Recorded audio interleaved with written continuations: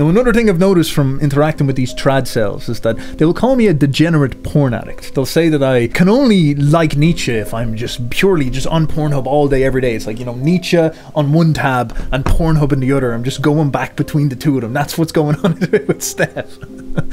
Now, what's interesting about me is that I've never had a problem with porn. I've been blessed somehow with either iron will or the luck of the draw. I'd say part of it is the Irish rural internet. So when I was growing up, if I wanted to watch porn, if I wanted to check out Megan Fox, you know, I'd be like, I'd have to wait till mum gets off the computer, and then I'd have to sneak in and I'd have to download a picture of her like on some magazine or something like this and leave it running on the dial-up modem in rural countryside Ireland internet and leave it there for like, you know, 4 hours and come back maybe at like 12 or something like this and check it out and all this.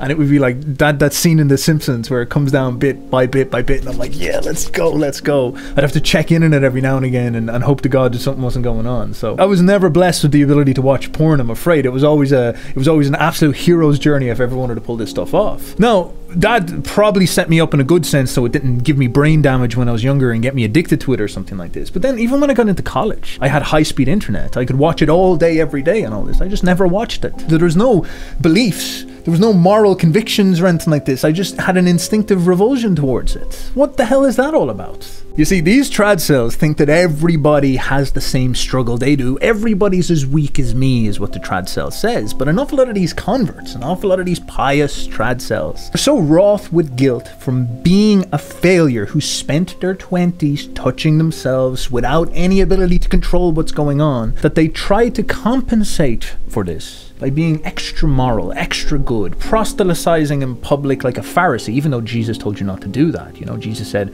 pray to your Father in private. Oh, that's very interesting. This is the same psychology as an only hoe seeking a redemption arc by finding God as an apologetic, a desire to come back into society after she spent 2020, you know, exposing herself on the internet and making porn, ironically. It's the same type of thing. You were a fuck up. You screwed up. And now you want a way to virtue signal that you're a good little boy, a good little person, which I understand, but I'm not a fuck up. I didn't make that mistake. If you made that error, if you fell into that way of living, if you messed up your life that much, you should be silent for 10 years and contemplate the errors of your life that led up to this. You should have some humility. My God, stop annoying me, Jesus. And it's good for you if you found Jesus. I don't want to be some type of demoralizing, nasty person. It's good for you that you've found something positive that is pulling you out of that. That's fantastic. You're on the up, you're becoming a better person, you want to build your family, you want to go live a normal life. That's brilliant. That's brilliant. You're getting your sexuality directed in a productive direction. Absolutely fantastic. I'm delighted for you, sincerely, really.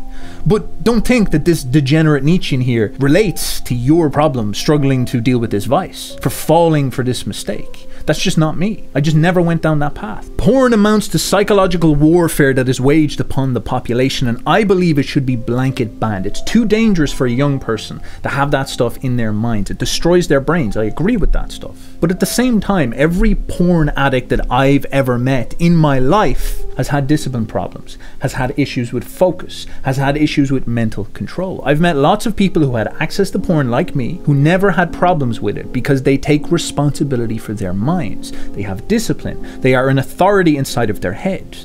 And beliefs have nothing to do with that. That is an act of skill and will in you. And you must take responsibility to do that stuff. Now, I'm no saint. I'm not a perfect person. I've screwed up many times in my life, but every time I have screwed up, I've tried to confront it like a man and deal with it and integrate it and digest it to make myself psychologically happy and able to go towards life in the world with a positive attitude. And I've been very successful with that. I'm a good person with a strong character. And what I've realized from talking to an awful lot of trad cells is that you are not like that. Instead of you confronting this and deriving out of your failures the virtues that are required, instead you try to erase failures. You try to move everything into a realm of beliefs and ideology and rationalizations. The effeminate approach to avoid the responsibility that would actually lead to transformation that you're looking for. Instead, you try to escape into this realm of ideas where you feel comfortable, where you feel safe, where there's no standards demanded of you because you can just say what you believe and that makes you better. Well, I have a different approach. This degenerate Nietzschean who believes in moral relativity, I believe that you must earn your virtues, that you must demonstrate your virtues in the world of action. And this is something that has to be done and has to be proven by how you live, not what you say.